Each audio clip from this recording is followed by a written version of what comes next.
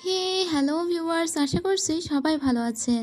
Korean অত্যন্ত popular একটা ড্রামার গল্প আজকে নিয়ে এসেছি। হয়তোবা এই ড্রামা অনেকেই দেখে থাকবেন, কিন্তু এটা এরকমই একটা ড্রামা যে ড্রামা বারবার দেখলেও বিরক্তি আসে না। আজও পর্যন্ত এই ড্রামা পছন্দ করে না বা একের অধিকবার দেখেনি এরকম কোনো মানুষই খুঁজে পাওয়া যাবে না। তো চলুন আজকের ড্রামায় আমরা দেখে আসি একজন সোলজার এবং একজন ডক্টরের ভিতরে প্রেমের গল্প। ড্রামার শুরুতেই আমরা দেখতে পাই একটি যুদ্ধক্ষেত্র। সেখানে নর্থ কোরিয়ান এবং সাউথ কোরিয়ান আর্মিদের ভিতরে ঝগড়া হচ্ছিল এবং নর্থ কোরিয়ান আর্মিরা দুইজন সাউথ কোরিয়ানকে জিম্মি করে রেখেছে। আর এখানেই আমরা ড্রামার মেইন ক্যারেক্টার অর্থাৎ আলফা টিমের যে লিডার তাকে দেখতে পাই। তার নাম বিগ বস এবং তার রিয়েল নাম ইউ শিজিন।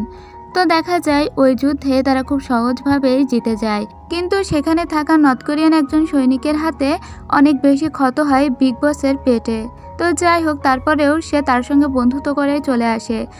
মিশন শেষে দুইজন সৈনিক খেলা করতে এসেছিল এবং তারা একটা গেম সেন্টারে ছিল। তো খেলতে খেলতে তারা দেখতে পায় একটি চোর একটি বাড়ি থেকে কিছু একটা চুরি করে পালাচ্ছে। তো চোর এই পথেই আসবে, তাই তারা খেলনা বন্দুক নিয়ে তার দিকে তাক করে দাঁড়িয়ে থাকে এবং চোরটিকে খুব সহজে তারা ধরে ফেলে। তবে চোরটি হাতে ব্যথা পেয়েছিল, তাই ইউ শিজিন তাকে হাসপাতালে পাঠিয়ে দেয়। এরপরে তারা দুই বন্ধু যখন খেতে বসে তখন দেখা যায় যে তাদের আরেকজন সৈনিক তার ফোনটি খুঁজে পায় না এবং তার নাম সার্জেন্ট সোদেয়ং। তো যাই হোক, তারা বুঝতে পারে তার ফোনটি অ্যাকচুয়ালি ওই চোর ছেলে চুরি করে নিয়ে গেছে। তো এখন সোদেয়ং বলে ওকে তো আমি ছাড়বো না, এমনিতেই অসুস্থ হয়ে হাসপাতালে চলে গেছে, তার উপর আবার ফোন নিয়ে চুরি করে পালিয়েছে। এদিকে ওই ছেলেটিকে যখন হাসপাতালে দেখতে পাই তখন আমরা একজন ডক্টরকে দেখতে পাই এবং এই ডক্টর এই ড্রামার নায়িকা, যার নাম কাং মোয়ান। তো ডাক্তার তাকে বলে যে একটু পরে তার চিকিৎসা শুরু করবে। তখন ডক্টরকে একটা সিনিয়র ডক্টর ডাকে। তার সঙ্গে কথা বলতে বলতে মোয়ান দেখতে পায় যে ওই ছেলেটি পালিয়ে যাচ্ছে, কারণ ছেলেটি তো অ্যাকচুয়ালি ভয় ছিল, কারণ সে ফোন চুরি করে পালিয়েছে। ডক্টর তাকে আবার ধরে আনে আর বলে যে তুমি কোনোভাবে পালাতে পারবে না। ছেলেটি বলে আমি বাথরুমে যাব। তখন মোয়ান বলে তাকে বাথরুমে যেতে দিবে না। ছেলেটি বলে তাহলে আপনি এই ফোনটি রাখুন, আমি বাথরুমে যাব, আমি পালাবো না, আমি ফিরেই আসবো। মোয়ানের কাছে এসে ফোন দিয়ে চলে যায়। তখনই ফোনটিতে বিগ বস নামের কারো একজনের ফোন আসে। মোয়ান ভাবে হয়তো কোনো গ্যাংয়ের ছেলেরা ফোন দিচ্ছে। এদিকে তো ফোন দিয়েই যাচ্ছিল বিগ বস এবং তারা ফোনটি খোঁজার জন্য হাসপাতালের উদ্দেশ্যে রওনা হয়।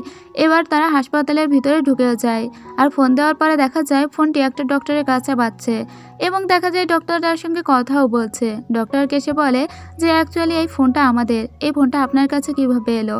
তখন ডক্টর বলে এটি আমার একটা পেশেন্টের, সে আমার কাছে দিয়ে গেছে এবং এই ফোন আমি তোমাকে দিব না। আর তুমি বিগ বস না, তুমি হয়তো কোনো গ্যাংয়ের লিডার। কিন্তু তারা তাকে বোঝাতে ব্যর্থ হয় যে এই ফোনটি ওই ছেলেটি চুরি করে নিয়ে পালিয়েছে। যাই হোক, প্রথম দেখায় ডক্টরকে প্রচণ্ড ভালো লেগে যায় ইউ শিজিনের, তাই সে বিভিন্ন বাহানায় এখানে থেকে যেতে যাচ্ছিল, কিন্তু তাকে তো কোনোভাবে এখানে থাকতে দিবে না সোদেয়ং। তাকে নিয়ে বাইরে চলে আসে, কারণ ওই ছেলেটিকে ধরতে হবে। আর ছেলেটি ইতোমধ্যে যখন পালিয়ে যাচ্ছিল তখন অন্য ছেলেরা তাকে মারধর করছিল। মেলবেট হচ্ছে সবচেয়ে বিশ্বস্ত বুকমেকার। জুভেন্টাস এবং লা লিগার এই অ্যাপের অফিসিয়াল পার্টনার। খুব শীঘ্রই ইন্ডিয়ান প্রিমিয়ার লিগ শুরু হতে চলেছে, যেটা সকল ক্রিকেট প্রেমীদের জন্য তাদের প্রিয় দলকে সমর্থন করার বড় সুযোগ, যেখানে আপনি cricket, football, tennis live match দেখতে এবং তাদের স্কোর ভবিষ্যৎবাণী করে সহজেই অর্থ উপার্জন করতে পারবেন। সেই সাথে BMW গাড়ি, আইফোন, ল্যাপটপ এবং আরও অনেক নগদ পুরস্কার জেতারও সুযোগ রয়েছে। এই অ্যাপটিতে আপনি crash, crystal, under and over 21 ইত্যাদি গেম খেলে সহজে আয় করতে পারবেন। সাইন আপ করার সময় আমার প্রোমো কোড ড্রামা7 ব্যবহার করে প্রথম জমাতে $130 পর্যন্ত পান। বিকাশ, নগদ, ব্যাংক, ক্রিপ্টো, পেপাল এবং অন্যান্য সহজ পদ্ধতির মাধ্যমে সহজে আপনার জেতা টাকা তুলতে পারবেন। এখানে আপনি 24 ঘন্টা 7 দিন গ্রাহক সহায়তা পাবেন। তাই এখনই পিন কমেন্টের লিঙ্ক ব্যবহার করে রেজিস্ট্রেশন করুন অথবা গুগলে মেলবেট সার্চ করে রেজিস্ট্রেশন করুন। আর হ্যাঁ, রেজিস্ট্রেশনের সময় আমার প্রোমো কোড ড্রামা7 ব্যবহার করে প্রথমবার ডিপোজিটে $130 পর্যন্ত পান। এদিকে আমরা আরও একজন সৈনিককে দেখতে পাই, এর নাম মায়ংজু। মায়ংজু এখানে ওই ছেলেটির জন্যই এসেছিল। আর আমরা দেখি যে ডক্টর কাংয়ের সঙ্গে মায়ংজুর আগে থেকেই একটা পরিচয় ছিল এবং মায়ংজু একজন সৈনিক হলেও সে আগে মেডিকেল নিয়েই পড়াশোনা করত। তো কিছুক্ষণ পরে ওই ছেলেটিকে ফেরত আনা হয়। ময়ংজু তখন সোদেয়ংকে বলে তুমি কেন এভাবে আমাকে সবসময় এড়িয়ে যাও, আর এখানে কি হয়েছে, আর তুমি কেন আমার ফোন উঠাও না? মানে বুঝতে পারি তাদের ভিতরে আগের একটা সম্পর্ক ছিল। অন্যদিকে ডক্টর যখন ওই ছেলেটিকে জিজ্ঞেস করে তোমাকে এমন কে মেরেছে, তোমাকে কি এই বিগ বস মেরেছে, তখন ইউ শিজিন হাসতে থাকে, কিন্তু ওই ছেলেটি বলে না, সে আমাকে বাঁচিয়েছে। কিন্তু মইয়ন ভাবে ছেলেটি হয়তো ভয় পেয়ে এগুলো বলছে। মইয়ন বিগ বসকে বলে তোমাকে আমি পুলিশে ধরিয়ে দিব, কিন্তু তার আগে আমাকে আগে দেখতে হবে সিসিটিভি ক্যামেরা। এবং সে সদিয়ংয়ের ফোন থেকে পুলিশে ফোনও করতে যাচ্ছিল, কিন্তু কৌশলে তার কাছ থেকে ফোনটি নিয়ে নেয় বিগ বস। আর ওদিকে আমরা দেখতে পাই যে মায়ংজি অনেক বেশি কোশ্চেন করে সদিয়ংকে। সদিয়ং তার কোনো প্রশ্নের উত্তর দেয় না। তখন মায়ংজি বলে আমি কিন্তু তোমার সুপিরিয়র এবং তোমার আমার কথা গণ্য করা উচিত। তবে সেখান থেকে চলে আসছিল সদিয়ং। তখনই পেছন থেকে মায়ংজি বলে ওখানে স্টপ হও এবং তুমি এখানেই সারা রাত এভাবে দাঁড়িয়ে থাকবে। ঠিক তখন সেখানে ইউশিজিন চলে আসে আর বলে কি হচ্ছে এগুলো। এদিকে মইয়ন সিসিটিভি ফুটেজ দেখার জন্য নিয়ে এসেছিল ইউশিজিনকে। সেখানে তাদের কিছুটা পরিচয় হয়। মইয়ন ইউশিজিনকে জিজ্ঞেস করে যে মায়ংজিকে তুমি কিভাবে চেনো। তখন ইউশিজিন বলে আমরা একসঙ্গে মিলিটারি একাডেমিতে ছিলাম। এদিকে সদিয়ং ওই ছেলেটির কাছে চলে আসে। অন্যদিকে তারা সিসিটিভি ফুটেজ দেখতে থাকে এবং দেখা যায় যে সত্যি ইউশিজিন ওই ছেলেটিকে বাঁচিয়েছে। তো এখন বলে যে আসলে আমার ভুল হয়ে গিয়েছিল, তুমি আমাকে ক্ষমা করো। ঠিক তখনই ইউশিজিন ভান করতে থাকে তার পেটে অনেক ব্যথা করছে। এবার কংময়ান দেখে যে তার পেটে একটা ক্ষতর চিহ্ন আছে আর তাকে বলে যে তোমার এই চাকরিতে কি তোমাকে এমন আঘাত পেতেই হয়। তখন ইউশিজিন মইয়নকে বলে আমি যদি রোজ এই হাসপাতালে আসি তবে আমার ক্ষত কি দ্রুত সেরে যাবে। এদিকে সদিয়ং ওই চোর ছেলেটির সমস্ত বিল পে করে দিয়েছিল এবং তাকে বলে যে তুমি হাই স্কুলে ভর্তি হও আর তাকে মিলিটারিতেও যোগ দিতে বলে। আর ডাক্তার দেখানোর জন্য পরদিন হাসপাতালে এসেছিল ইউশিজিন। তখন সে দেখে যে মইয়ন আসলে খুবই বিজি আছে, তাই সে ডক্টর না দেখিয়ে চলে আসে। যখন সে বাড়িতে আসে মইয়ন তার কাছে ফোন দেয়। মইয়ন বলে সরি আমি তোমার সঙ্গে দেখা করতে পারিনি। ইউশিজিন বলে আমরা কি এখন দেখা করতে পারি। এরপরে সে গোছগাছ করে চলে আসে, কিন্তু সে দেখতে পায় টিভিতে যে কোথাও একটা ঝামেলা সৃষ্টি হয়েছে। ভাবতে না ভাবতে তার কাছে কলও চলে আসে এবং তাকে বলা হয় এই মুহূর্তেই তাকে একটা মিশন কমপ্লিট করতে আফগানিস্তান যেতে হবে। ইউশিজিন মইয়নকে ফোন দিয়ে বলে আজকে সে দেখা করতে পারবে না। মইয়ন বলে এই মুহূর্তে তুমি কোথায় আছো। মইয়ন খুব দ্রুত ছাদে চলে যায় বলে যে কি হয়েছে। তখন ইউশিজিন বলে সরি বাট আজকে আমাকে যেতে হবে, তবে তুমি আমাকে প্রমিস করো এর পরের সপ্তাহে যখন আমরা দেখা করব তখন আমরা একসঙ্গে মুভি দেখব অন্য কোথাও। তখন কোনো কিছুই বুঝতে পারে না অ্যাকচুয়ালি মইয়ন, এবং ইউশিজিন বলে আমার হাতে সময় নেই, আমাকে দ্রুত কথা দাও। মইয়ন বলে ঠিক আছে। ইউশিজিনও তার দিকে কেমন একটা চোখে তাকিয়ে চলে যায়। মইয়নের খুব খারাপ লাগছিল, তাই সে তার যাওয়ার পানে তাকিয়ে থাকে।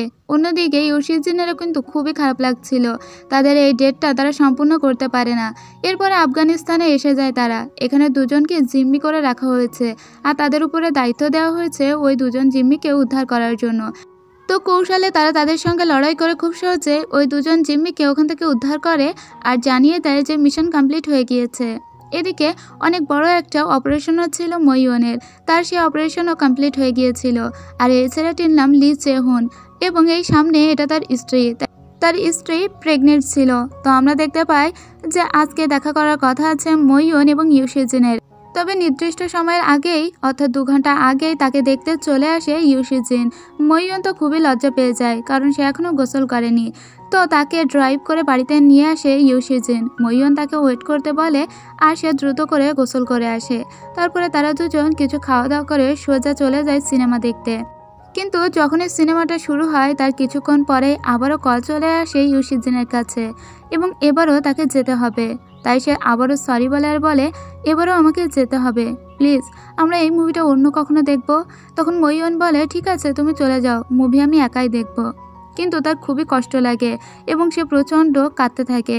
এরপর দিন ডক্টর হিসেবে মইয়নের একটা ইন্টারভিউ ছিল। সেই ইন্টারভিউতে সে খুব ভালোভাবে কথা বলে আর তার এই ইন্টারভিউটা দাঁড়িয়ে দাঁড়িয়ে দেখছিল ইউশিজিন। তারপরে সে মইয়নের সঙ্গে দেখা করতে আসে। তবে মইয়ন তাকে বলে তুমি মিশন কমপ্লিট করার জন্য কোথায় গিয়েছিলে, কিন্তু তাকে কোনো উত্তরই করে না ইউশিজিন আর বলে যে এটা কনফিডেন্সিয়াল, এটা আমি নিয়মের বিরুদ্ধে গিয়ে বলতে পারবো না। তখন মইয়নের খুবই খারাপ লাগে আর বলে তোমাকে আমি পাগলের মতো মিস করেছি আর এখন তুমি আমাকে কোনো কারণই বলতে পারবে না। মইয়ন তাকে বলে তোমার এই জবের জন্য তোমাকে কি মানুষ হত্যা করতে হয়, যেখানে মানুষের জীবন বাঁচানোর জন্য আমরা অপারেশন থিয়েটারে এত লড়ি। আর ইউশিজিন বলে আমাকে হত্যা করতে হয় কারণ তার জন্য আমি আমার দেশকে প্রোটেক্ট করতে পারি। কিন্তু এই কথা মোটেও ভালো লাগে না মইয়নের, কারণ সে জীবন বাঁচানোতে বিশ্বাসী। তাই সে বলে তোমার আর আমার আর দেখা নাও হওয়াই ভালো এবং তার সঙ্গে সেখান থেকে ব্রেকআপ করে সে চলে যায়। এভাবে সময় কেটে যেতে থাকে। খুবই খারাপ লেগেছিল ইউসিজিনের। সে খুব দূরে উরুক নামের একটা জায়গায় চলে আসে। ময়ূনও এতদিনে সেলিব্রিটি হয়ে গিয়েছিল, কারণ সে এর ভিতরে অনেক বেশি ইন্টারভিউ দিয়েছিল। এভাবে 8 মাস কেটে যায় এবং উরুকে আমরা সেই ছেলেটিকে দেখতে পাই যে একদিন চুরি করে পালিয়েছিল। সে এখন একজন সৈনিক এবং তার নাম কিম কিবাম। এদিকে কোরিয়াতে কংময়নদের যে হাসপাতাল, সেই হাসপাতালের ম্যানেজারকে দেখতে পায়। ম্যানেজার কংময়নকে একদিন ইনভাইট করে ডিনারে, কিন্তু ডিনার করতে সে ভেবেছিল কোনো লাউঞ্জে যাবে, তবে প্রেসিডেন্ট তাকে নিয়ে এসেছিল তার রুমে। ময়ূন এই অপমানের জন্য তাকে সেখান থেকে মেরে চলে আসে। পরে প্রেসিডেন্ট এর শোধ তোলার জন্য ময়ূন সহ কিছু ডক্টরকে উরুকাই পাঠানোর জন্য রাজি হয় আর বলে যে তোমরা সেখানে ভলেন্টিয়ার হিসেবে যাবে এবং কংময়ন থাকবে সমস্ত ডক্টরদের লিডার। আর এই কথা জানতে পেরে তো অনেক বেশি মনে মনে খুশি হয়েছিল ইউসিজিন, কারণ এখানে মেডিকেল টিম হিসেবে কংময়নই আসছে। তো দেখা যায় তারা উরুক স্টেশনে দাঁড়িয়েছিল, সেখানে প্রচণ্ড গরম পড়ছিল। কিছুক্ষণ পরে একটা মিলিটারি হেলিকপ্টার তাদের রিসিভ করার জন্য আসতে থাকে এবং প্রচণ্ড বাতাসে ময়ূনের ওড়নাটাও উড়ে যায়। আর ময়ূন ভাবতেই পারেনি যে সে ইউসিজিনের মুখোমুখি হবে। ইতিমধ্যে কেটে গিয়েছে অনেক দিন। ইউসিজিন তার ওড়নাটা তুলে তার হাতে তুলে দেয় আর বলে, আমি তোমাদের এখান থেকে নিয়ে যাওয়ার জন্য এসেছি, এবং তাদের সবাইকে নিয়ে আসে। আর এটা হলো ডক্টর সং, আর এটা হলো ডক্টর হাজায়া। তারা দুজনকে অনেক পছন্দ করে। তো দেখা যায় যে জায়গাটি সুন্দর। লি চেহুন তার ক্যামেরা দিয়ে এখানে ছবি তুলছিল, কিন্তু সেখানকার একজন সৈনিক বলে এখানে কোনো ছবি তোলা বারণ। ময়ূন এবং ইউসিজিন একে অপরকে অ্যাভয়েড করে যাচ্ছিল। ইউসিজিন এমন ভান করছিল যে সে তাকে দেখতেই পাচ্ছে না, অথচ রুমে এসে আয়নাতে তার প্রতিবিম্ব দেখছিল এবং তার মনে মনে হচ্ছিল সেই ভালোবাসার মুখোমুখি আবারও সে।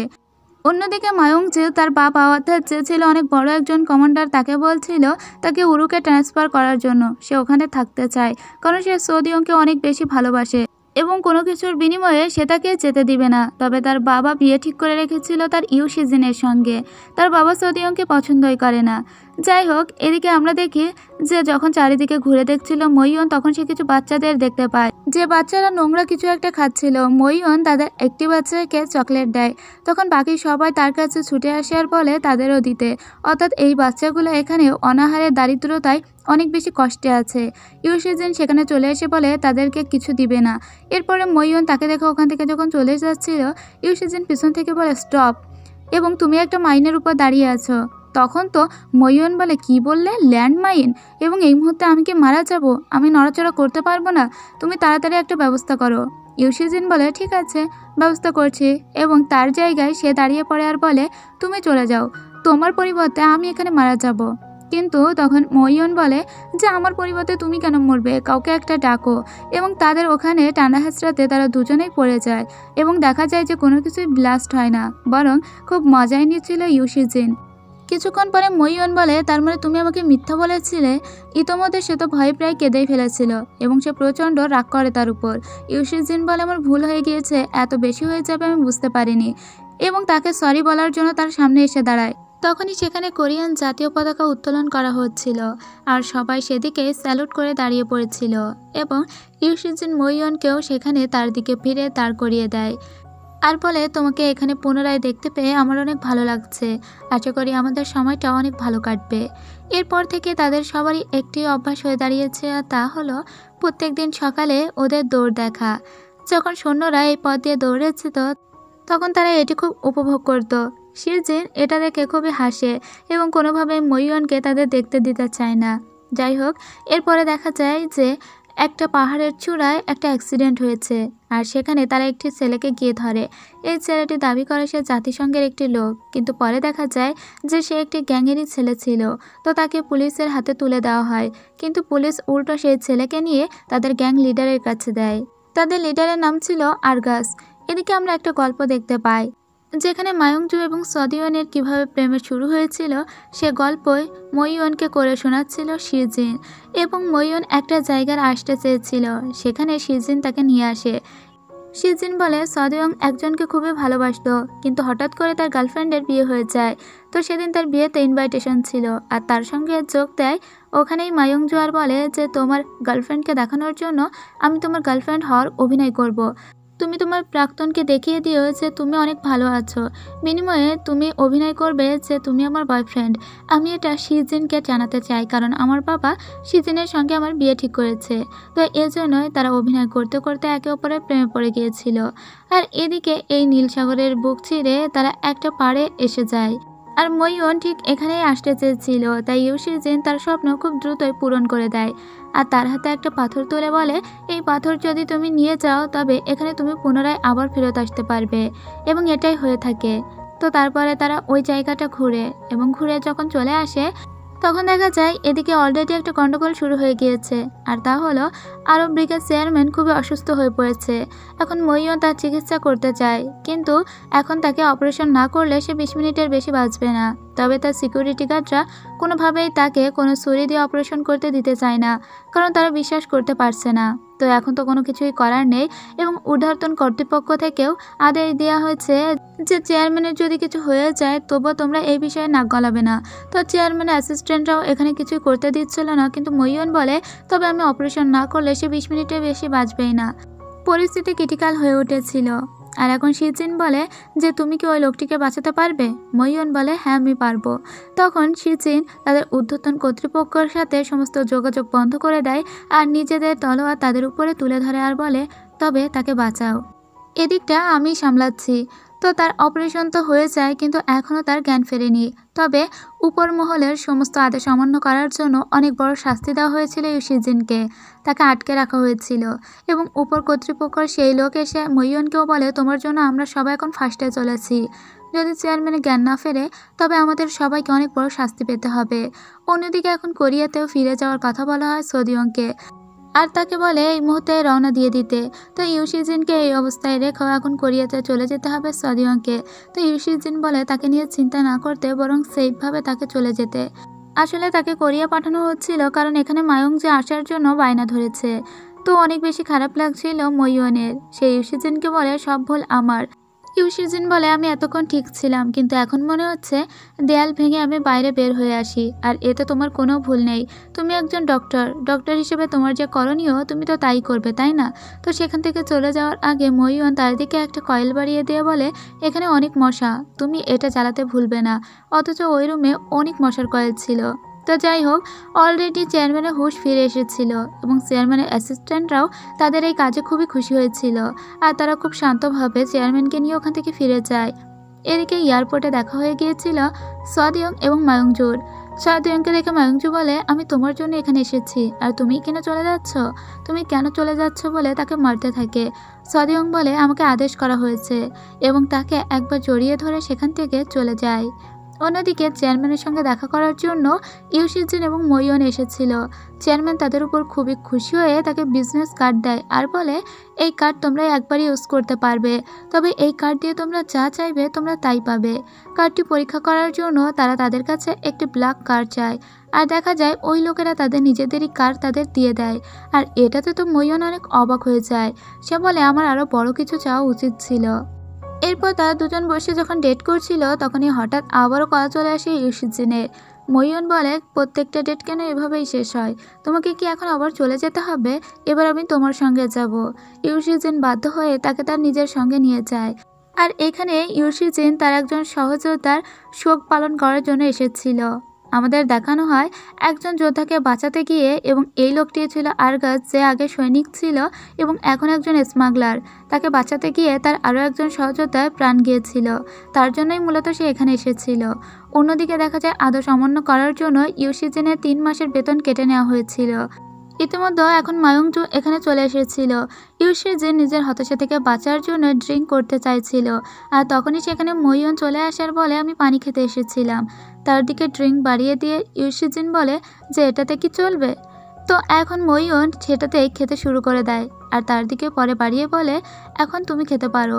তখন ইউশিজিন বলে, আমার মনে হয় খাওয়ার আরও একটা ওয়ে আছে, বলে তাকে কিস করে, আর বলে সৈনিকদের মদ খাওয়ার কোনো হুকুম নেই।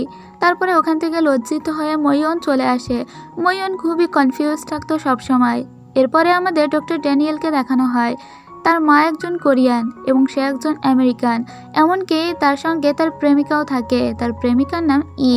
তারা দুজনেই আসলে জাতিগত কোরিয়ান।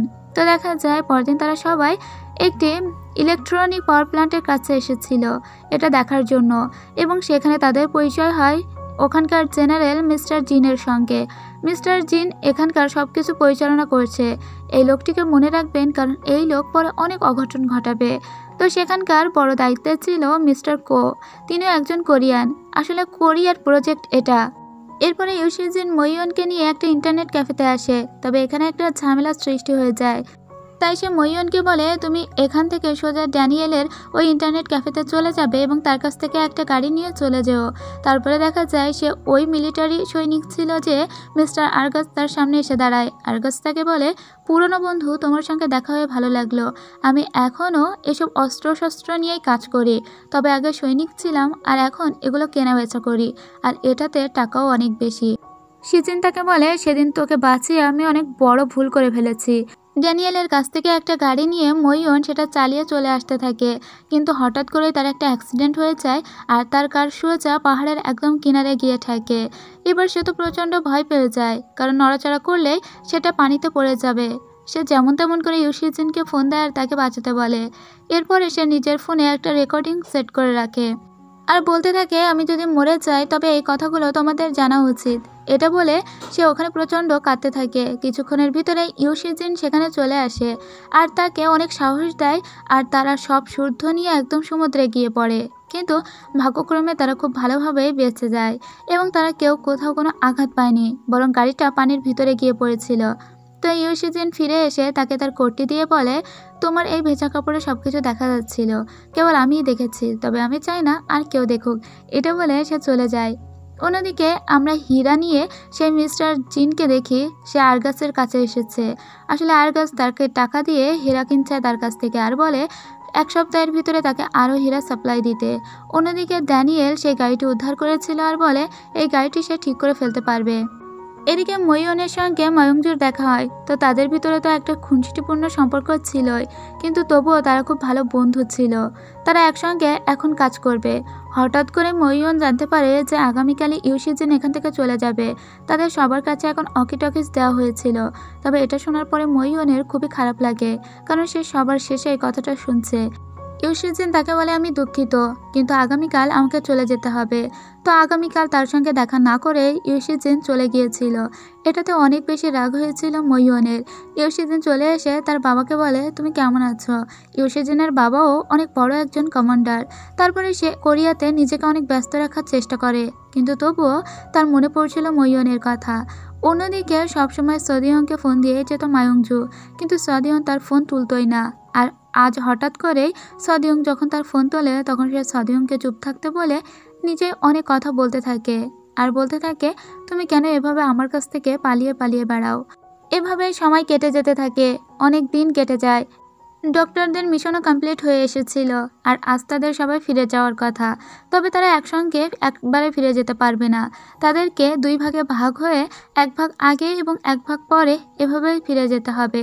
এয়ারপোর্ট পর্যন্ত একটা চপার তাদেরকে এগিয়ে দিয়ে আসবে। তো আগে যে ব্যাচরা যাচ্ছিল তারা খুব মজা করতে করতে চলে যায় আর বলে এই জায়গার মায়ায় পড়ে গেছে তারা। এদিকে মিস্টার জিন তার অফিসের একটা বক্স বের করে, তার ভিতরেই সে পরের দিন যে সাপ্লাই দিবে সেই হীরাগুলো রেখেছিল। সেখানে থাকা একটি ছেলে এগুলো দেখে ফেলে। সবাই বেশ ভালোই কাজ করছিল, কিন্তু কিছুক্ষণ পরেই শুরু হয় ভূমিকম্প। 6.7 মাত্রার এই ভূমিকম্প অত্যন্ত মারাত্মক ছিল। সেখানকার গড়তে থাকা ইলেকট্রিক পাওয়ার প্ল্যান্টে অনেক ভয়াবহভাবে ক্ষতিগ্রস্ত হয়। আর কোরিয়ার সবাই এই দৃশ্য দেখে তো অনেক চিন্তায় পড়ে যায়, কারণ তাদের ডক্টররা এখনও ওখানে। এয়ারপোর্টে ইতিমধ্যে পৌঁছে গিয়েছিল মইয়নরা, কিন্তু তারা ফিরে যেতে চায় না, কারণ তাদের বাকি ডক্টর এখানে থেকে গিয়েছে। তাছাড়া এখানকার মানুষ যদি সমস্যায় পড়ে তবে তাদেরকে চিকিৎসা দিতে হবে, তাই তারা পুনরায় আবার ফিরে আসে। আর এই সব কিছু দেখার পরেও ছুটিতে থাকা সত্ত্বেও পুনরায় সদিয়ং এবং একই সঙ্গে শিজিন তারা পুনরায় ফিরতে থাকে উরুকে। তারা সবাই ফিরে এসেছিল। আর এখন সবথেকে বড় ক্ষতিগ্রস্ত যারা হয়েছে তারা হলো ইলেকট্রিক পাওয়ার প্ল্যান্টে যেসব লোকজন কাজ করতো। এখানে তো ভয়ানক অবস্থা, আর এই সব কিছু দেখে তাদের তো মাথা একদম ঘুরে যায়, কারণ এই সব কিছু সামাল দেওয়ার মতো যথেষ্ট সামগ্রী এখন তাদের কাছে ছিল না। মিস্টার জিন চিন্তায় পড়ে গিয়েছিল, কারণ তার অফিসে সেই হীরা রেখেছিল, সেটা সাপ্লাই করতে না পারলে তার তো মাথা যাবে।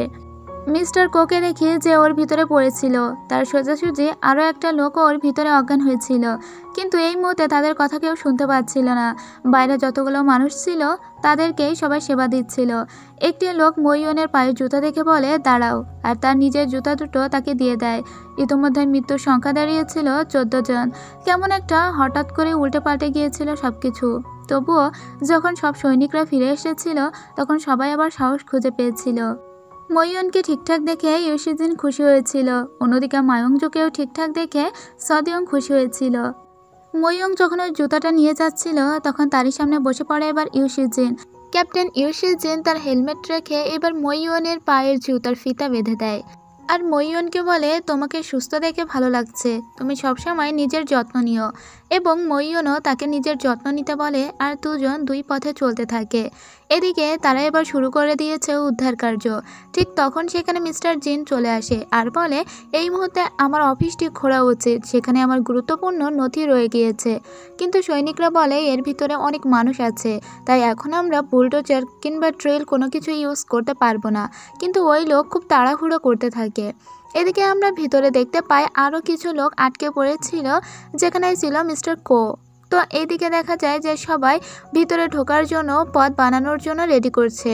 অন্যদিকে ডক্টররা যে যেমনে পারছে তেমনে রোগীদের সেবা দিয়ে যাচ্ছে এবং তাদের সবার কাছে অকিটকিস দেওয়া হয়েছে এবং ডক্টর ড্যানিয়েল সবাইকে অকিটকিস দিয়েছে। এদিকে সৈনিকরা কোনোভাবে ভিতরে যায় এবং তার ভিতর থেকে অনেক কর্মচারীদের বের করে নিয়ে আসে। তারা সবাই তো মোটামুটি ভালোই ছিল, কিন্তু ভিতরে এখনও 2 জন মানুষ আটকা পড়ে আছে। এদিকে ময়ংজুং একটা রোগীকে দেখছিল।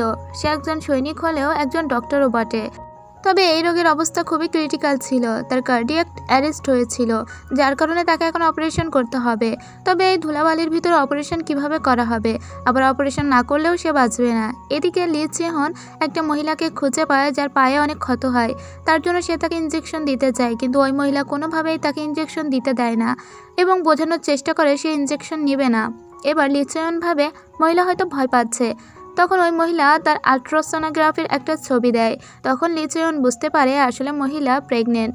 এদিকে সেই লোকটির শুরু হয়ে গিয়েছিল অপারেশন। তবে ইউশিজিন সেখান থেকে মইয়নকে নিয়ে ভিতরে চলে আসে, কারণ এদের দুজনের অবস্থা খুবই ক্রিটিক্যাল ছিল এবং সে মইয়নের কাছ থেকে জানতে চায় এদের কোন লোকটিকে সে বাঁচাবে, মানে কার বাঁচার সম্ভাবনা সব থেকে বেশি। কারণ এখানে যে 2 জন লোক আটকা পড়েছিল তারা একে অপরের সঙ্গে সংযুক্ত। যদি একজন লোককে বাঁচানো হয় তবে অপরজন শিওর মারা যাবে। যে লোকটির ভিতর দিয়ে রড চলে গেছে তার রড যদি কাটা হয় তবে অনেক বেশি ভার পড়বে মিস্টার কোয়ের উপর, তখন মিস্টার কো মারা যাবে। আর মিস্টার কোয়ের উপর থেকে যদি ওইগুলো তোলা হয় তবে এই লোকটির রড আরও ফুটে যাবে, বরং সে মারা যাবে। মিস্টার কো বলে আমি বুঝতে পারছি এখানকার পজিশন, আমি 30 বছর ধরে এখানে কাজ করছি, আমার ছেলে মেয়েরা সবাই বিশ্ববিদ্যালয়ে পড়া শেষ করেছে, কিন্তু তার 2 ছেলে ও 1 মেয়ে আছে, সে ছাড়া তাদের সংসারে কেউ নেই, তাকে তোমরা বাঁচাও। এবং এই লোকটিও বলে আমাকে আপনারা বাঁচান। তো তাই করা হয়, সেই লোকটিকেই বাঁচানো হয়। আর ওই লোকটি বলে আমাকে বাঁচান, আমি একটুও নড়াচড়া করব না। আর অন্যদিকে মিস্টার কো মারা গিয়েছিল, তার লাশের দিকে তাকিয়ে তাকে স্যালুট করতে থাকে ইউশিজিন। এদিকে আমরা ক্যাপ্টেন সদিয়ংকে দেখতে পাই এবং মায়ংজিকে দেখতে পাই, যারা এই ভূমিকম্পের ওসিলায় অন্তত 2 জন এক জায়গায় এসেছিল এবং নিজেদের ভিতরের মানবিমান অনেকটা তাদের ভিতরে কমতে শুরু করে। এদিকে যে লোকটি জুতা দিয়েছিল মইয়নকে, মইয়ন তাকে তার জুতা ফিরিয়ে দেয় আর তাকে ধন্যবাদ জানায়। এরপরে সে এসে মোমবাতি জ্বালায় ওই লোকদের উদ্দেশ্যে যারা মারা গিয়েছিল এবং সেখান থেকে যখন সে ফিরে যাচ্ছিল তখন সে দেখতে পায় যে আসলে গতদিনও এখানকার পরিবেশ কত কোলাহল মুখর ছিল, সব মানুষগুলো কত সুখী ছিল। এই সব কিছু ভেবে তার প্রচণ্ড কান্না পায়। সে ওখানে দাঁড়িয়ে দাঁড়িয়েই কাঁদতে থাকে এবং পিছন থেকে তাকে দেখতে থাকে ইউশিজিন। তখন সেখানে একজন সৈনিক এসে বলে স্যার আপনার কাঁধ দিয়ে তো অনেক রক্ত বের হচ্ছে। এটা শুনতে পাই মইয়ন আর বলে আমি তোমার চিকিৎসা করব এবং তাকে একটা জায়গায় নিয়ে আসে আর তার ক্ষত পরিষ্কার করতে থাকে। আর মইয়ন বলে যে তুমি সুস্থ আছো দেখে আমারও ভালো লাগছে। এদিকে মিস্টার জিনকে আটক করেছিল আরগাসার বলে যে তোমাকে বলেছিলাম 1 সপ্তাহের ভিতরে সমস্ত হীরা আমাকে ট্রান্সফার করতে, কিন্তু তুমি পারোনি। এদিকে এখনও ওই পাওয়ার প্ল্যান্টের ভিতরে 3 জন মানুষ পড়েছিল যারা এখনও পর্যন্ত নিখোঁজ, আর তাদের উদ্ধারের জন্য সমস্ত কাজ করে যাচ্ছে সেখানকার সৈনিকরা। আর দেখা যায় যে ওখানে একটা ছেলে পড়ে আছে এবং সে হেল্পের জন্য সবাইকে ডাকছে, তাকে হেল্প করার জন্য তখন ভিতরে যাওয়ার ট্রাই করে ইউশিজিন। মইয়নও তার সঙ্গে ভিতরে যেতে চায়, কিন্তু সে মইয়নের কাছ থেকে কিছু ঔষধ নিয়ে ভিতরে প্রবেশ করে আর বলে যে তোমার যদি কোনো কিছুর প্রয়োজন হয় তুমি সাথে সাথেই আমাকে জানাবে। এরপরে সে ভিতরে প্রবেশ করে এবং একটি লোককে খুঁজেও পায়। কিন্তু মিস্টার জিন এদিকে ড্রিল দিয়ে ওখানকার জায়গা খোঁড়া শুরু করে দিয়েছিল, কারণ তার এখন জীবনের জ্বালা অনেক বেশি। তবে এই খোঁড়ার কারণে ভিতরে যারা ছিল তাদের অনেক অসুবিধা হচ্ছিল, দেয়ালগুলো ভেঙে ভেঙে পড়ছিল, এতে তারা মাটি চাপা পড়ে যায়। আর প্রচণ্ডভাবে রেগে যায় ওই মিস্টার জিনের উপরে সদেয়ং, আর বলে যে ওই অসভ্যটাকে এখনই ধরে আনো। আর তারা ওই বেয়াদবটাকে ধরে এনে এখন আটকে রাখে আর বলে যদি একজন ওর ভিতরে মারা যায় তবে তোমার ঘাড় আমি আগে ভাঙবো। ভাগ্য ভালো যে তার ভিতরে সবাই অন্তত ঠিকঠাক ছিল, আর কিছুক্ষণ পরে তাদের সবাইকে বাইরে বের করে আনা হয়। ইউশিজিন বলে যে আমিও এখন আহত হয়েছি, আমারও চিকিৎসা দরকার, আর তুমি আমার চিকিৎসা করবে মইয়ন। এটা বলে সে ওখানে একটা স্ট্রেচারে শুয়ে পড়ে। কিন্তু তখন দেখা যায় সেখানে মিস্টার জিন চলে আসার বলে যে দেখছো কারোর তো কোনো ক্ষতিই হয়নি, তবে এবার যে আমি তো খনন করতে পারি। কিন্তু তখন তার উপর প্রচণ্ডভাবে রেগে সদেয়ং তাকে ঘুষি মারে, আর এটা দেখে ইউশিজিন অনেক মজা পায় এবং সে হাসতে থাকে। তারপরে ইউশিজিনকে বেডে নিয়ে আসা হয়।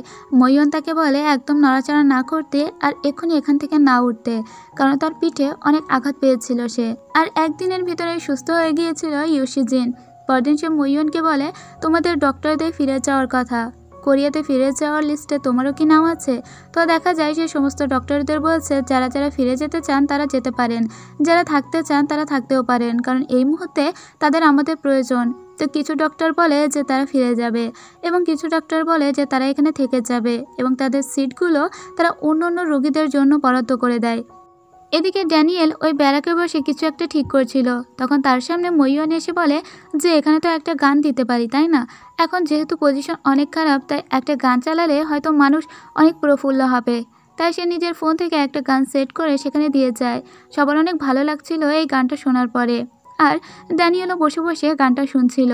তখন সেখানে আস্তে আস্তে ইউশিজিন আসে, কিন্তু যখনই সে আসে তখন হঠাৎ করে সেই রেকর্ডিংটা চালু হয়ে যায়, যেটা পাহাড়ের ক্লিপে ঝুলতে ঝুলতে করেছিল মইয়ন। মইয়ন বলেছিল যে আমি মরে যাচ্ছি, কিন্তু আমি যদি জানতাম আমি মারা যাব তবে আমি তোমাকে বলে যেতাম ইউশিজিন যে কত দুর্দান্ত একজন পুরুষ আমাকে কিস করেছে। আমি আমার নিজের অনুভূতির কথা তোমাকে বলতে পারিনি। এবং এটা যখন ওখানে বাজতে থাকে তখন বাইরে থেকে সবাই শুনতে পায়, এবং মইয়নের কানে যখন এটা চলে যায় মইয়ন তো দারুণভাবে এমব্রেস ফিল করে। সে দৌড়ে দৌড়ে ওখানে চলে আসে আর তার নিজের ফোনটা নিয়ে তো দৌড়। আর এটা দেখে প্রচণ্ড মজা পায় ইউশিজিন।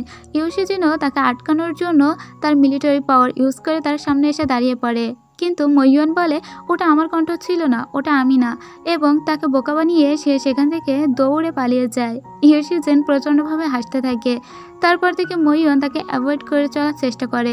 তখন তাদেরই একজন ডক্টর বলে ওই যে ইউশিজিন।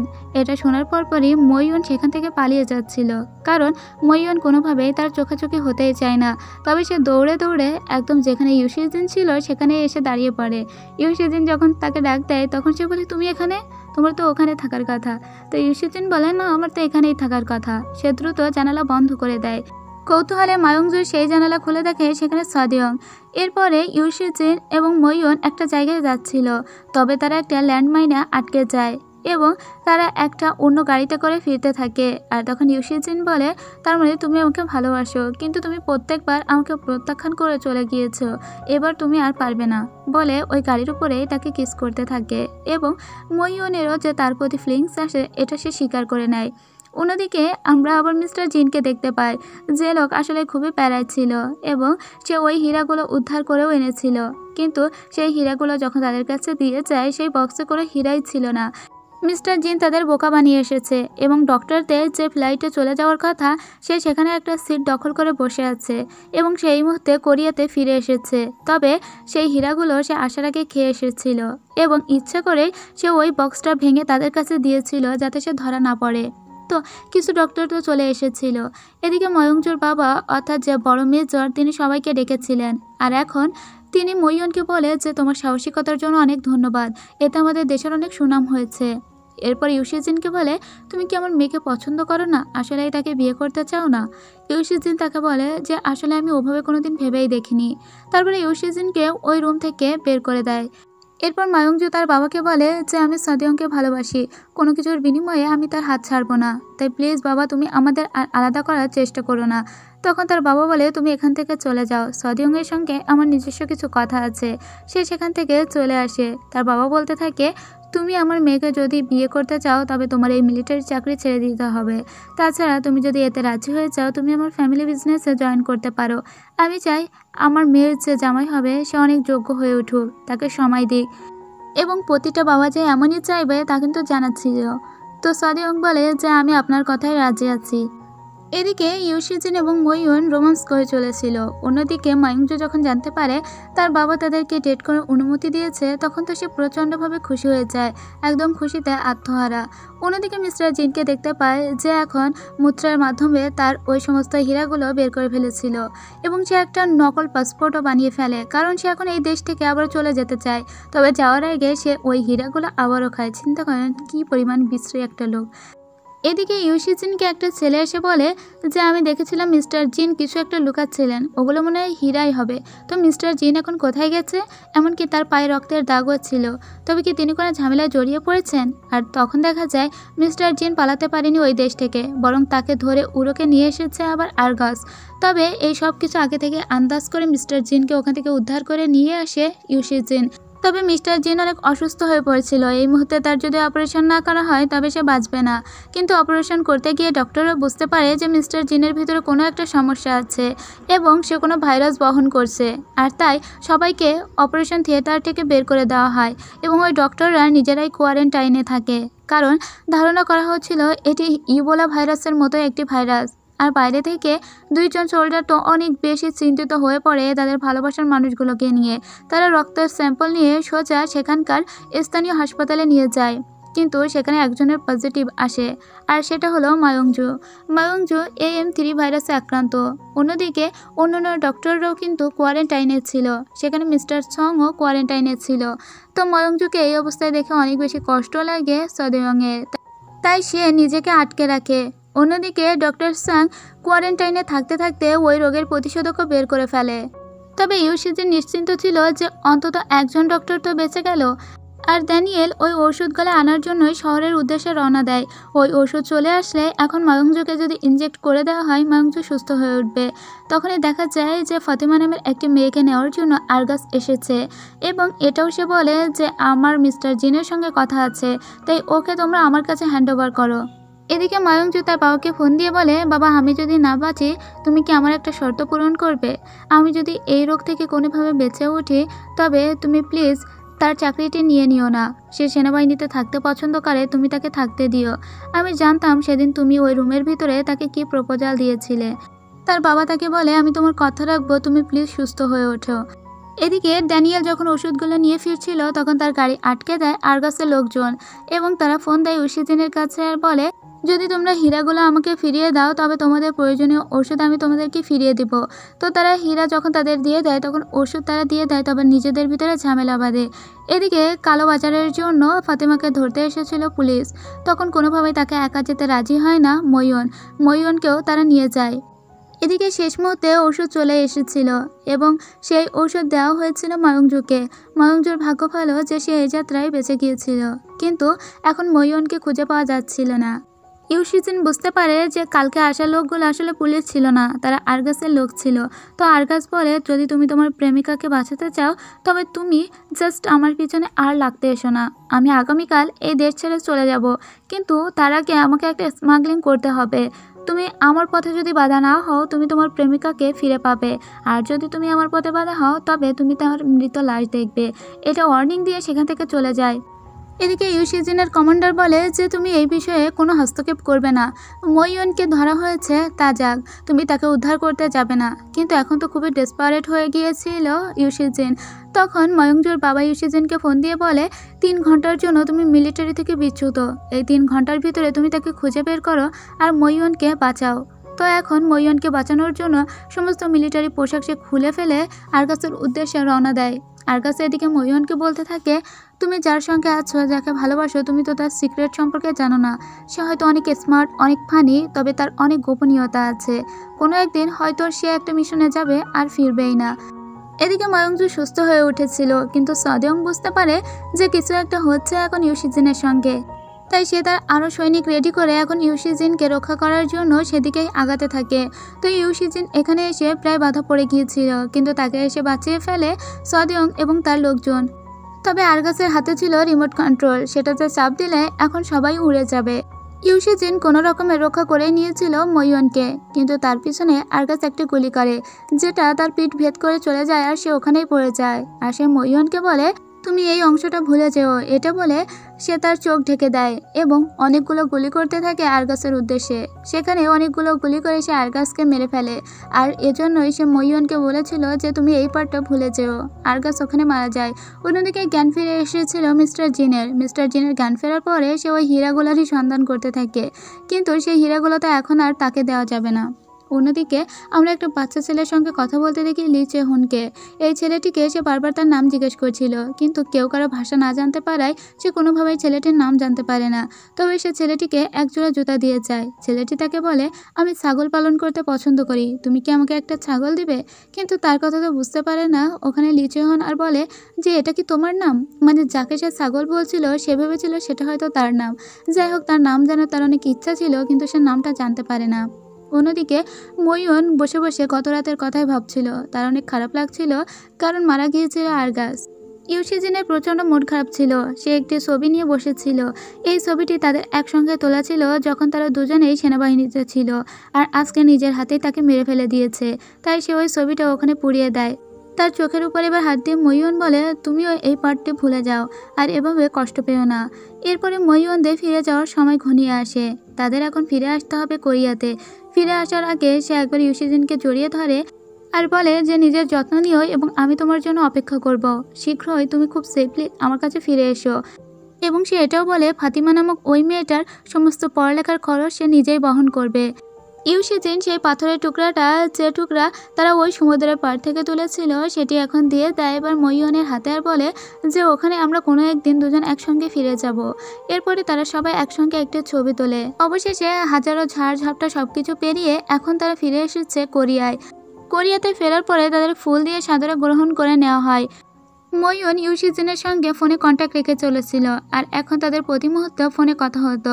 মইয়নকে তাদের হাসপাতালের ম্যানেজার ডেকে বলে যে আসলে আমি অনেক বেশি দুঃখিত তোমার সঙ্গে অমন একটা ব্যবহার করার জন্য। ময়ংজুও সুস্থ হয়ে উঠেছিল এবং তাদের ভিতরে সম্পর্কটা আরও ভালোর দিকে যেতে থাকে। তাদের দুজনের বন্ডিং অনেক ভালো হতে থাকে। তারা সবাই মিলে এখন কোরিয়াতে ফিরে এসেছিল। কোরিয়াতে ফিরে তারা প্রথমে যেটা করেছিল সেটা হলো ড্রিঙ্ক, আর তাদের সাথে যোগ দিয়েছিল মইয়ন। আর মইয়ন এখন পাগলামি করতে থাকে। মইয়নকে তার বাড়িতে পৌঁছে দিতে এসে হঠাৎ মইয়নের মায়ের সামনে পড়ে যায় ইউশিজিন। মইয়নের মা ইউশিজিনকে পছন্দ করে। এত হ্যান্ডসাম একটা ছেলে পছন্দ না করে উপায় কোথায়? কিন্তু সৈনিক এই হিসাবে তাদের হয়তো একটু সমস্যা থাকতেই পারে, মানে তারা কনফিউজড হয়ে যেতেই পারে। তারপরে দেখা যায় যে আমরা ওই লোকটিকে দেখতে পাই যাকে একদম ড্রামা শুরুতে দেখানো হয়েছিল। সে নর্থ কোরিয়ান সেই সৈনিক। কোরিয়াতে এসেও ইউশিজিনকে ছোটোখাটো অনেক মিশনই পালন করতে হচ্ছিল। এরই ফাঁকে সে একটা নেকলেস কিনে আনে মইয়নের জন্য এবং তাকে তার গলায় সেটি পরিয়ে দেয়। তারপরে তারা চারজন একসঙ্গে ডেট করতে আসে, আর চারজনই অনেক ভালো সময় উপভোগ করতে থাকে নিজেদের ভিতরে। কিন্তু সদেয়ং যখন তার রেজিগনেশন দিতে চায় তখনই প্রচণ্ডভাবে রেগে যায় ময়ংজু, কারণ সে তার বাবাকে আগেই বলেছিল যেন কখনো তাকে রেজিগনেশন দিতে না হয়। কিন্তু এই সিদ্ধান্ত সদেয়ং নিজে নিয়েছে, যে কথা সে কমান্ডারকে দিয়েছিল। তাই সে বলে যে এই চাকরি ছাড়তে আমার কোনো আপত্তি নেই, কিন্তু এই চাকরি ছাড়তে অনেক বেশি আপত্তি ছিল ময়ংজুর। ময়ংজু বলে, আমার জন্য যদি তোমাকে চাকরি ছাড়তে হয় তবে আমার সঙ্গেই তোমার সম্পর্ক রাখতে হবে না। এভাবে ব্রেকআপ বলে তারা চলে যায়।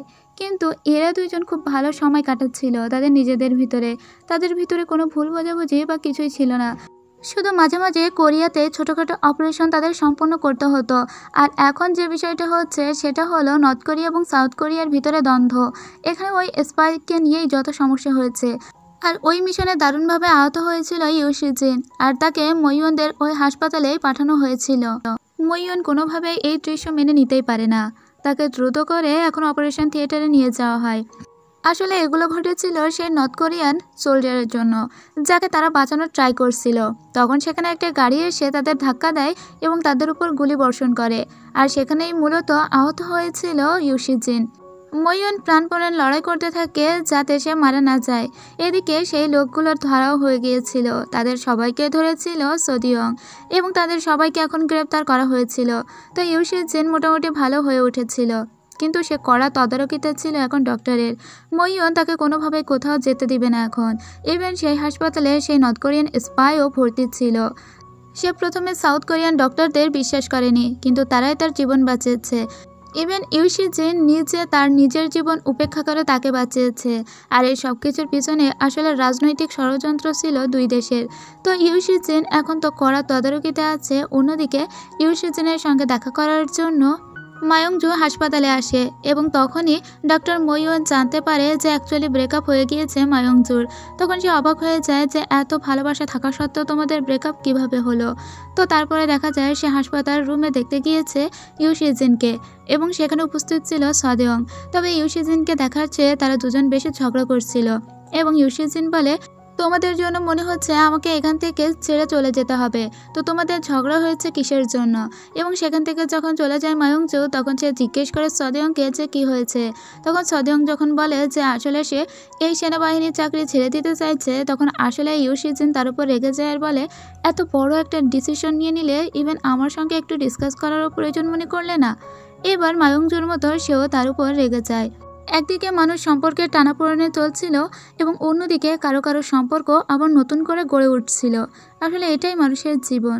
তো যাই হোক, এখন ইউশি জিনকে তদারকিতে রাখার জন্য মইয়ন তার রুমে আসার বলে সে আজকে রাত্রে এখানেই ঘুমাবে। তো সে নিচে ঘুমিয়ে পড়ে এবং মইয়নকে ইউশি জিন বলে, আমরা কিন্তু আজকে আমাদের না দেখা সেই মুভিটা দেখতে পারি। এবং তারা দুজনেই এবার বসে মুভি দেখতে শুরু করে দেয়। আর সবশেষে তারা একই বিছানায় দুজন শুয়ে পড়ে। মইয়ন নিজের মনেই বলতে থাকে, আজকে মনে হচ্ছে সে কারো একজনের স্ত্রী। পরদিন ইউশি জিনকে ডিসচার্জ করে দেওয়া হয়। তখন তাকে নিয়ে বাসার উদ্দেশ্যে যাচ্ছিল মইয়ন। ইউশি জিন তাকে বলে, একটা গান শুনবে। এটা বলে মইয়নের করা সেই রেকর্ডটাই সে চালু করে দেয়। এতে মইয়ন খুবই ক্ষেপে যায় এবং সেই হাতল ছেড়ে দেয়। হুইল চেয়ারটি নিজে নিজে যেতে যেতে অনেক দূর চলে যায় এবং সেখানেই পড়ে যায় ইউশি জিন। সে দৌড়ে যায়, কিন্তু ইউশি জিনকে না ধরে হুইল চেয়ারটি গিয়ে ধরে। তখন ইউশি জিন বলে, আমার থেকে এটা তোমার কাছে বেশি গুরুত্বপূর্ণ হলো। তখন মইয়ন বলে, তুমি জানো এটা কত এক্সপেন্সিভ, এখন হলো তো এটা ভেঙে গেছে।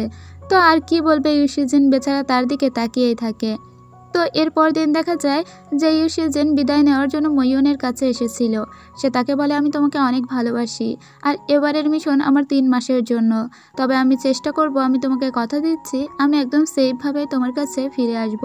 ততদিন তুমি নিজের যত্ন নিও। এবং এগুলো বলে তার কাছ থেকে বিদায় নিয়ে সেখান থেকে চলে যায়। আর মইয়ন তার নিজের মতো করেই এই 3 মাস সময় কাটাতে থাকে। তবে তারা ফোনে একে অপরের সঙ্গে কথা বলতো। মিশনের প্রায় শেষ পর্যায়ে একদিন গুলি লাগে ইউশি জিনের গায়ে এবং তাকে ছেড়ে কোনোভাবে সদেয়ং ওখান থেকে চলে আসবে না এবং ওই জায়গাটা ব্লাস্ট হয়ে যায়। 3 মাস হয়ে গিয়েছে। এদিকে এরা দিন গুনছে কবে সবাই ফিরে আসবে। তবে শেষ বেলায় তাদের অপেক্ষা যেন ফুরাচ্ছিলই না। এর ভিতরে এদের দুইজনের কিন্তু প্রচণ্ড ভালো বন্ধুত্ব হয়ে গিয়েছিল। মিশন থেকে সবাই ফিরে এসেছিল, কিন্তু সবাই ফিরে তো এসেছিল, তবে দুজনকে তারা রেখে এসেছিল। তারা জানায় যে সেই দুজনের তারা কোনো খোঁজই পায়নি। অর্থাৎ এখন ঘোষণা করা হয়েছে যে ইউশি জিন এবং সদেয়ং ওখানেই মারা গিয়েছে, তাদের ডেড বডি পাওয়া যায়নি। এবার ইউশি জিনের বাবার কাছে একটা লেটার দিয়ে দেওয়া হয়। এই লেটার তখনই দিয়ে দেওয়া হয় যখন কোনো সৈনিক আর বেঁচে ফিরতে না পারে। কিন্তু এই সব ঘটনা যখন এরা দুইজন শোনে, তখন তারা কোনোভাবেই বিশ্বাস করতে পারে না যে তাদের ভালোবাসার মানুষ দুইজন আর এই পৃথিবীতে বেঁচে নেই। দুজনই ওখানে প্রচণ্ড কান্নায় ভেঙে পড়ে। এভাবে সময় গড়িয়ে যেতে থাকে। প্রায় বছর পেরোতে চলল। আর এখন আবারও উরোকে ট্রান্সফার করা হয়েছে মায়ংজুকে। মায়ংজু সেখানকার উদ্দেশ্যে রওনা হয় আর আলবেনিয়াতে একটা ভলেন্টিয়ার হিসাবে পাঠানো হয় ডক্টর মইয়নকে। সেখানে তার সঙ্গে ড্যানিয়েলও ছিল। দুজনেই আজও অপেক্ষা করছে হয়তো তাদের ভালোবাসার মানুষ কোনো একদিন ফিরে আসবে। মইয়ন আলবেনিয়াতে যায় এবং যেখানে মারা গিয়েছিল ইউশি জিন বলে ধারণা করা হয় সেখানে সে ফুল রাখে এবং সে প্রচণ্ড কান্নায় ভেঙে পড়ে। কিছুক্ষণ পরে সে দেখতে পায় যে তার সামনে এসে দাঁড়িয়েছে ইউশি জিন। সে ইউশি জিনকে জড়িয়ে ধরে বলে, এটাকে আমি স্বপ্ন দেখছি না সত্যি সত্যি তুমি আমার কাছে এসেছো। একইভাবে উরুকে আমরা দেখতে পাই যেখানে 100 বছরে একবার স্নোফল হয় সেখানে আজকে স্নোফল হচ্ছিল। আর এর ভিতর দিয়ে মাংজু দেখতে পায় সদিয়ং তার দিকে এগিয়ে আসছে। সদিয়ং তাকে দেখে তার চোখের পানি একদম ভেসে যাচ্ছিল। মায়ুংজু তাকে মারতে থাকে আর বলতে থাকে তুমি এতদিন কোথায় ছিলে, এবং সবাই তাদের ফিরে আসায় অনেক বেশি কান্না করছিল। আসলে তাদেরকে জিম্মি করে নিয়ে যাওয়া হয়েছিল, তাদের বাঁচিয়েছিল নর্থ কোরিয়ান ওই সৈনিকই, যাকে একবার জীবন দিয়ে প্রায় বাঁচিয়েছিল ইউশিজিন। আর তার জন্যই তারা আজকে বেঁচে ফিরতে পেরেছে। যেহেতু তারা নেটওয়ার্কের বাইরে ছিল তাই তারা কোনো রকমের যোগাযোগ করতে পারেনি। তাদের এই ফিরে আসায় তাদের উপর মহলের লোক যে লোক অনেক ঝাড়ি দিত সেও পর্যন্ত কেঁদে ফেলেছিল। ময়ন ইউশিজিনকে বলে যে তুমি ফিরে এসেছো বলে এটা বলবো না, তুমি মিলিটারি চাকরি এখন ছেড়ে দাও, কিন্তু আমার তোমার উপর বিশ্বাস আছে, আমি তোমাকে আবারও বিশ্বাস করলাম। এরপরে দেখা যায় তারা নিজেদের ভিতরে খুব সুন্দর সময় কাটাতে থাকে। এরই ভিতরে রেড ভেলভেট নামক একটা গ্রুপ মিলিটারি ক্যাম্পে আসে আর তাদের সঙ্গে ডান্স করতে থাকে ওখানকার সমস্ত সৈন্যরা। আর এটা যখন অনলাইনে দেখে ফেলে ময়ন, তখন তো সে সিজিনের উপর অনেক বেশি রেগে যায়। একইভাবে মায়ুংজুও রেগে যায় সদিয়নের উপর। তবু যাই হোক যে এখন ইউশিজিন মেজর পদে উন্নীত হয়েছে, মানে সে এখন সাধারণ কোনো সৈনিক নয়, সে এখন মেজর। এদিকে ময়ংজুর বাবা সদিয়ংয়ের রেজিগনেশন ক্যান্সেল করে দিয়েছিল, সে এখনো পর্যন্ত এই সৈনিক হয়ে থাকতে পারবে। এবং দেখা যায় যে ফাতিমা একটা লেটার লিখেছিল ময়নের কাছে, সব কিছু খুব ভালোভাবেই চলছিল। তারা সেই সমুদ্র পাড়ে আরও একবার ফিরে এসেছিল, যেখানে তারা কথা দিয়েছিল যে তারা দুজন একসঙ্গে এখানে ফিরে আসবে। আর এখন ড্যানিয়েলের বিয়ে এবং কানাডায় তাদের এই বিয়ে অনুষ্ঠিত হচ্ছে। তারা সবাই ইনভাইটেড ছিল, তাই তারা সবাই এখানে এখন বিয়ের নিমন্ত্রণ খেতে আসে। আর এরই সাথে সাথে দেখা যায় এই ড্রামা প্রায় শেষই হয়ে গিয়েছে, কিন্তু একটা আভাস পাওয়া যায় যাদের জীবন সবসময় কর্মক্ষেত্রে বিজি থাকে তারা তো কোনোভাবেই এই সিচুয়েশন এড়াতে পারে না। যেভাবে মিশনে ছুটে চলা ভলেন্টিয়ার যেভাবে তারা কাজ করে যেত সেভাবেই তাদের জীবন একই রকমভাবে চলমান হয়ে আছে। আসলে ডক্টর এবং সৈনিক এরা দুজনই দেশের জন্য নিবেদিত প্রাণ, তাই তাদের পেশাকে সবসময় আমাদের শ্রদ্ধা করা উচিত। তো এটাই ছিল কোরিয়ান হিস্ট্রির অন্যতম সুন্দর একটি ড্রামার গল্প। গল্পটি আপনাদের কেমন লাগলো অবশ্যই কিন্তু জানাতে ভুলবেন না। Thank you.